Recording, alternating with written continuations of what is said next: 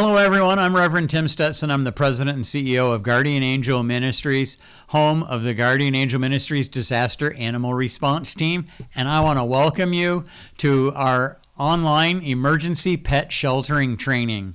And this is the first module of many modules.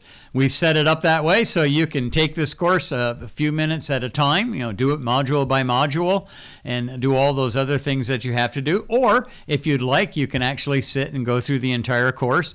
And all we ask is that you, in fact, do take the entire course to completion to fulfill the training requirement that we have set up. This is unit number 1, so it's really the introduction to the course. We're going to share some information about the reason we're doing the course objectives, and we'll talk a little bit about pets, and when we're describing pets, exactly what pets we're talking about and what types of pets we would actually be sheltering. So the purpose of this course is to teach Guardian Angel Disaster Animal Response Team members how to plan for, how to manage, operate, and then close an emergency pet shelter in time of disaster or other emergencies. So some of the emergencies that we respond to don't quite meet the magnitude of what we'd consider disaster, but may require pet sheltering nonetheless. The objectives, these are the things that we hope that you'll be able to do once you complete the course. First of all, really be able to describe the tasks that are required to plan for, to operate, and to close an emergency pet shelter. By the way, this is the classroom version, and then once you complete this version, we will be putting together some hands-on opportunities so that you'll actually be able to do many of the things that you'll learn in this course and be able to do them as part of an exercise. We hope you'll be able to explain how to set up the required shelter areas while ensuring pet safety and comfort. And again, not only will we talk about it in this module, but you'll have a chance to practice that as well when we do the hands-on. We'll go through the process of how to intake pets. So we hope that you'll be able to describe how to intake the pets, how to complete the appropriate registration forms. We also have a computer program that we use that's a part of this. We'll have an opportunity to talk about that as well. Make referrals for any additional services. There may be things that you feel are needed, referrals. Maybe it's to a vet. It could be all kinds of things, but we're going to talk about exactly how you can do that as well. Also, we hope that you'll be able to understand the process of daily care because it's not only kind of the setup and the tear down, but obviously we have to operate the facility and we need to take care of the facility. And this will talk about how we do it. And then we're going to get into the feeding of the shelter inhabitants and how that takes place. Remember again that in most of these situations that we have pets that are brought to us by families or individuals that are also in the human shelter that are set up by either our partners at the Red Cross or town government or others within the community. We'll also talk about some internal and external locations for posting signs that communicate just information that we feel people need to know, give them an idea of where everything is, and just general information. And we hope that you'll be able to explain the steps that are required as well to return a shelter to its pre-disaster condition.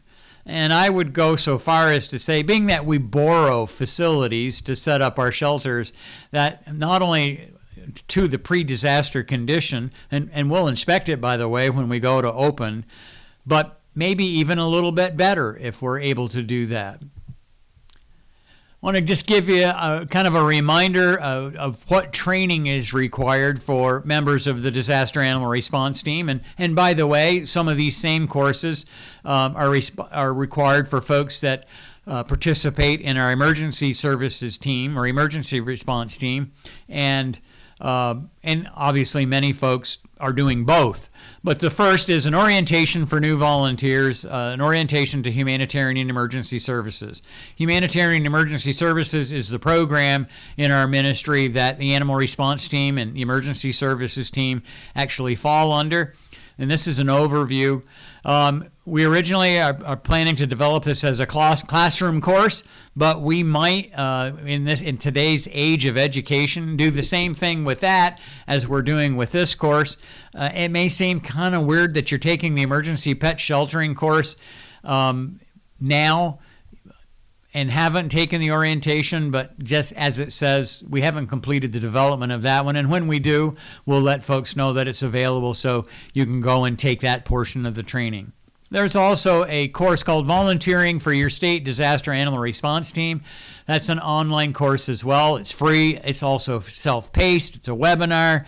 And it provides an introduction to the state disaster animal response team. In our case, it's the Vermont Disaster Animal Response, or VDART, Vermont Disaster Animal Response Team. And though we're an independent team, we are a part of their overall process, and we cover 2 counties in Vermont, being Franklin and Orleans. So that really tells you a little bit about the state disaster animal response team. And then there's this course, the emergency pet sheltering course, and this is a basic level course. But by the time you go through all the modules, you will have finished the emergency pet sheltering course. And then we ask that you participate in some of the federal emergency management agencies' independent study courses. And these courses give a broad overview of how pet sheltering and this pet sheltering process really fits into overall emergency situations. So, and by the way, the letters that are shown here, they do change. So what's important is the IS and the number, and whichever course comes up, I think IS 100 is now like IS 100B, and some of the others may be. The letter is not quite so important. But IS 100 is an introduction to the incident command system. And we'll be working within that command system, which includes all of the responders that come to a scene and others. And we're a part of that. So it's important that we know what the incident command system is and how it works. And to really talk about a little bit broader, so the incident command system is a part of something called the National Incident Management System, or NIMS. And the FEMA IS 700 gives an overview of that National Incident Management System. And then a couple fun courses relative to animals are called, interestingly, Animals in Disaster. The first one is IS 10, and that is an awareness and preparedness. It talks about awareness and preparedness. And then IS 11 talks about community planning. Community planning is important and a part of what most animal response teams in Vermont are doing now, are working with many communities throughout the state, and this will continue for quite some time to make them better prepared to take care of animals on their own and trying to help outfit them and get them trained up. It makes our job as an animal response team easier. And then, even though we're not going to take livestock into our shelters, our pet shelters, it is fairly important, being Vermonters, with the animals that we have in Vermont, that we are aware of livestock and disasters, and IS 111 actually talks about that. Again, these courses are fairly simple to complete.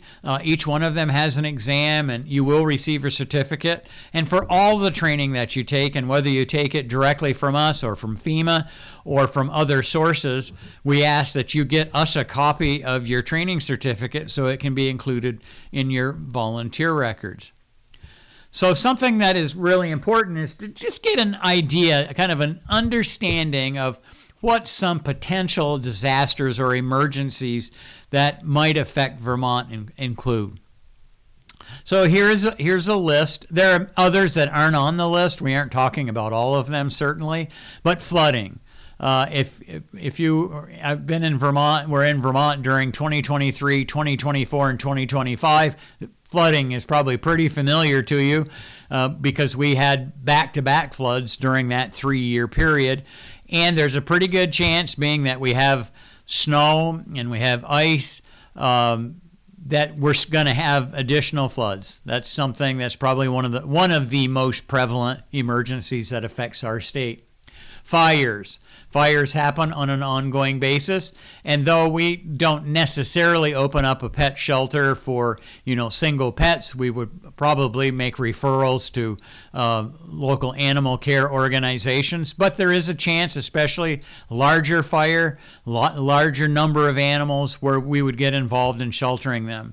Tornadoes. Now, tornadoes don't happen as prevalently in Vermont as they do other places. The mountains help us with that, but they're not out of the question, and we certainly have had some that have affected homes. And if people are being sheltered and after a tornado has happened and they have pets, we want to be prepared to help them.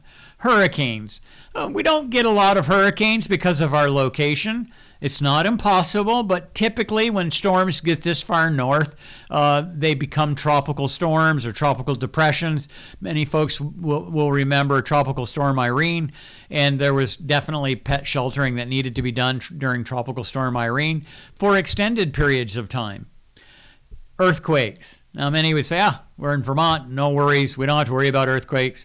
Unfortunately, I wish that was true, but we do live along a fault line. It's not as active as other fault lines are, but there is the potential.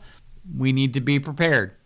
Blizzard, major snow or ice storm. We can tell you that even though the sun may be shining when you take this course where you are and the sky blue and the grass green, we can tell you that at least in this module when we were recording it, that we had lots and lots of snow, some ice mixed in, and areas to the south of us in our state, as well as the rest of southern New England, and in fact other parts of the eastern seaboard were hit with blizzard-like conditions. So that's possible, and certainly major snow or ice and blizzard can also lead to floods. They can lead to fires in some situations. And one other thing we'll talk about is a power outage. All of those storms can lead to power outages. Major rainstorms can lead to power outages. And again, situations where families may need to seek shelter to stay warm and want to make sure that their pets are being cared for. People don't want to leave their pets at home. That's why this is so important. Hazardous materials incidents. We certainly do have hazardous materials incidents that happen. Many of them would not cause us to open a pet shelter, but is it out of the question? I think the answer to that question is it's absolutely not out of the question, and it could happen. And then there's the events that are counted as terrorism events, or could be chemical events, biological events, radiological, nuclear, and they can certainly affect wide areas and have a need to be sheltering people and their pets. There are more. There are many others that we could throw out there. It's certainly something you can be thinking about as you go through the training. I'm sure probably some have already come to mind. So when we're talking about animals and talking about specifically pets, it's important for us. There are a few definitions out there. So we'll share with you FEMA's definition. We'll also share, there's a VDART, Vermont Disaster Animal Response Team definition. And we'll talk a little bit about exotics and wildlife, and then we'll briefly talk about, there's farm and large animals as well. As I mentioned, we're typically not going to be taking care of farm and large animals, at least not currently. We're not prepared to. We don't, most of the facilities we use are not prepared for that. And we don't take care of wildlife as well, as much as we all love wildlife, or at least most of us do.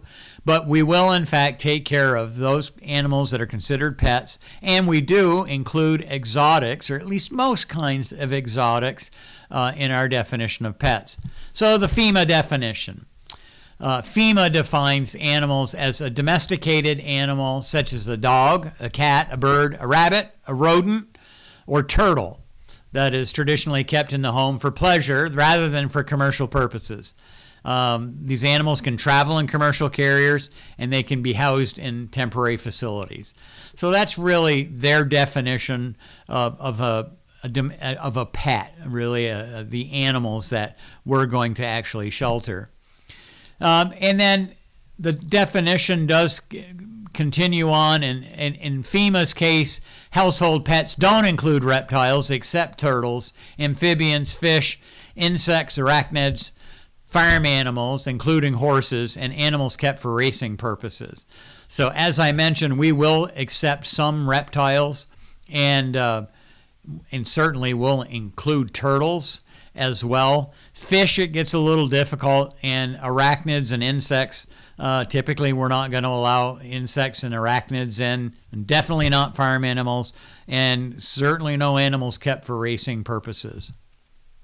So the types of animals that we accept include dogs, cats, birds, rabbits, rodents, turtles, reptiles, and exotics. But again, we do not accept farm or large animals or wildlife in the shelters that we're actually setting up. So that brings us to the end of Module 1. And the next module will be unit number 2. And in that module, we're going to talk about facility and site selection. So how do we find a facility? What are some of the types of facilities that we might use? And then we'll go on further into other units to talk about how we set them up. We hope that you enjoyed Module 1 and will be prepared to jump right into Module number 2.